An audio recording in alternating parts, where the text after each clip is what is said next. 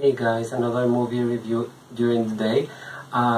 This will be up on Tuesday, and I will be doing one from 2 or 3, I don't know, maybe 3 reviews before I do an Academy Awards like prediction video that may be up on Sunday, which is the day of the Academy Awards, or maybe on Saturday. I'm trying to decide which one I will do. I think I will do it on Sunday, so this week there will be 4 videos on this channel and not 3 like it is usually. I mean, this will be the only week I will do that because that's the schedule, let's say, that I did for this channel. So yeah, whatever.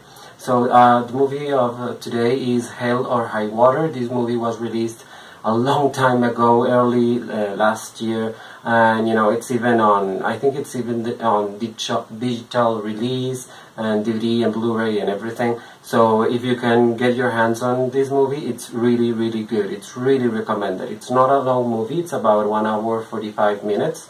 And it's basically about 2 brothers that start stealing banks for a reason that I don't think it's that important, to be honest. Basically, one of them wants to pay off his debts and leave things to his children before it's too late, because he doesn't really have anything else in life. And there's this cop played by Jeff Bridges who is following them, and he's trying to catch the bad guys, basically. One of the brothers is like the smart one and rather docile, which is played by Chris Pine, and the other brother is played by Ben Foster, who's a little bit more on edge, let's say. He's really dangerous, he's really insane with guns. I mean, there's a scene with a gun that's really scary and funny at the same time. I mean, the movie, it's like that. It's not really a drama, but it's not a comedy at all. It's a drama, but like a chilled drama, I would say. Kind of like a western, but not really. It's better than a western, I would say. I mean, westerns for me are a little bit boring and a little bit repetitive because of the formula they have. But this movie, it's not really a western. It's a heist movie, if you will, because that's what they do the whole movie. And it really has a great screenplay.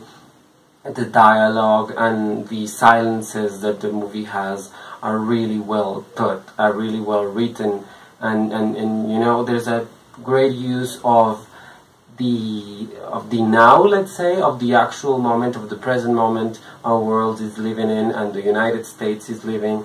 They criticize a lot of things that happen in deep America, let's say, and that's really interesting because we only see, Hollywood and New York and maybe like 2 other cities, and that's it. And people in the world think that's the United States, and it's really not.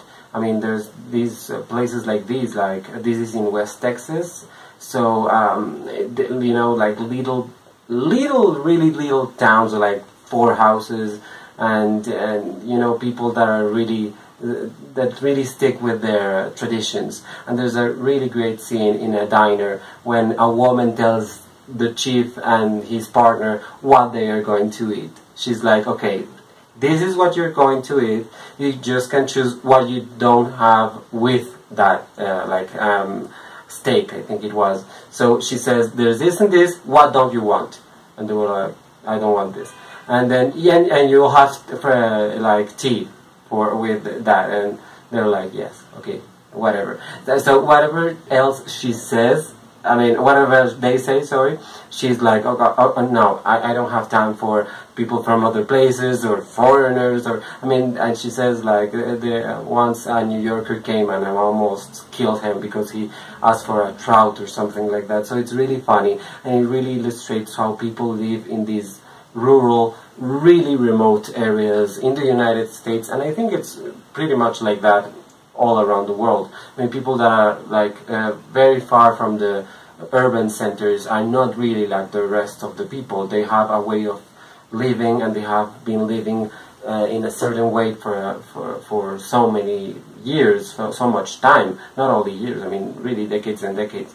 So it's really interesting to see all the problems of Middle America, let's say, in the movie, along with this story about these 2 brothers that are really well portrayed. Of course, Jeff Bridges is the big star here, and he's really good as a policeman, and it's like the role is made for him. I mean, I don't know if it actually was, but it seems like.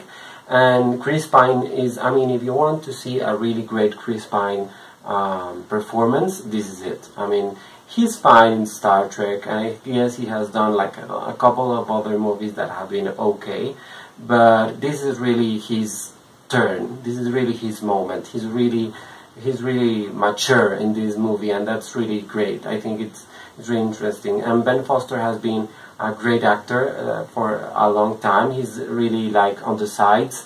He's a little, I compare him a little bit with Woody Harrelson, with whom he did the movie The Messenger. I don't know if you have seen that movie. It's actually really good.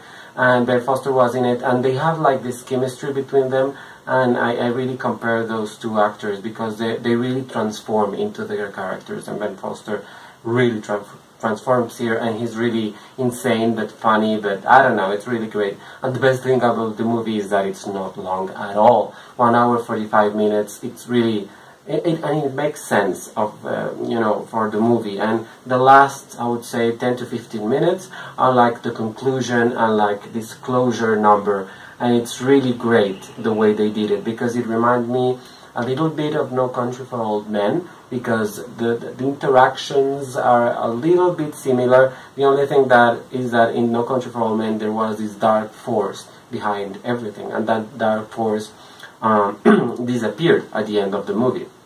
And this movie, this doesn't happen, and that doesn't happen, sorry. And there's not really a dark force in this movie. There's only people that are struggling, and they have been, you know, like corralled by all these awful things that have happened to them. They are on the breaking point.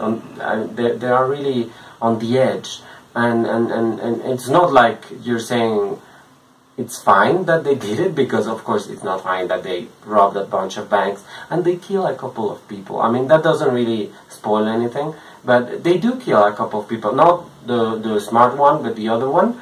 And it's funny because at the end of the movie he says to the police, well, I haven't killed anyone. And the policeman says, no, you have, because we all know that the plan that you did was yours. You're the smart one, he didn't have the brains to do it. So everything that he did is on you. And the other one has to live with the consequences of that. And it's really interesting how there's this interaction between the cop and the one and the thief, let's say, because they cannot, like, he cannot arrest him because he doesn't have proof. So there's this unresolved issue between the two that maybe will resolve itself. I mean, it's hinted that it will, but you know, you don't know who's going to die in that confrontation. You know, it's really interesting, and it doesn't matter for the story. You don't have to see that happening, because that's not the point of the movie. The point of the movie is that he achieved what he wanted, and beyond that he doesn't really care about anything, because everything he did was for his family, for his children, to be honest, not his family as a whole, for his children. And it's really interesting, because in most movies people just are insane, and you know, they don't have really heavy reasoning behind what they do. And I mean, especially when they are like robbing banks or doing something like this. So it's really interesting the way they did it in this movie. And you know, the cinematography is beautiful. The film editing, it's fine. I mean, I found like a couple of mistakes, but it's nominated for an Academy Award for film editing, so whatever. And yeah, Jeff Bridges is amazing, Chris Pine,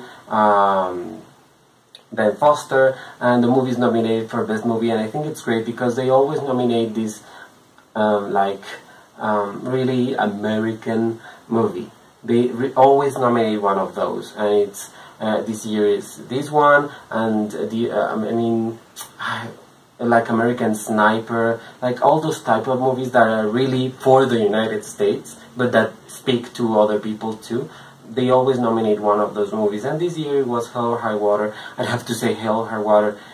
I mean, American Sniper was not a bad movie, to be honest, but it's smart. Hell or High Water is much superior in performance, in directing, in screenplay. The screenplay is really great. In cinematography, it's really well done, and it's really consequential. I mean, everything happens for a reason, and everything is explained, and you don't have like loose ends. And the loose ends are things that you don't really have to care about. So it's really, I think they really thought it through, basically. So yeah, this is my review for Hell or High Water. I really recommend looking for this movie. If you haven't seen it yet, please like this video, comment if you have seen the movie, or if you want to see this movie, or what you think about the actors or anything, about its chances in the Academy Awards. And please also share this video on all your social media, and subscribe to my channel here, and watch these two past reviews, one in Spanish and one in English. Thank you so much. Bye.